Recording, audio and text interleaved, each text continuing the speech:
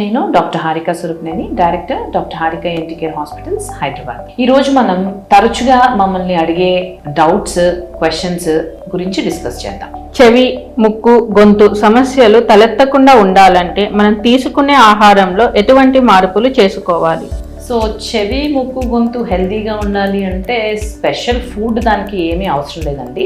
But as any ఏ కండిషన్కి అయినా కూడా మనం న్యూట్రిషియస్ ఫుడ్ ఎలా అయితే తీసుకుంటామో, బ్యాలెన్స్డ్ డైట్ ఎలా అయితే తీసుకుంటామో అలా బ్యాలెన్స్డ్ డైటే తీసుకోవాల్సి ఉంటుంది.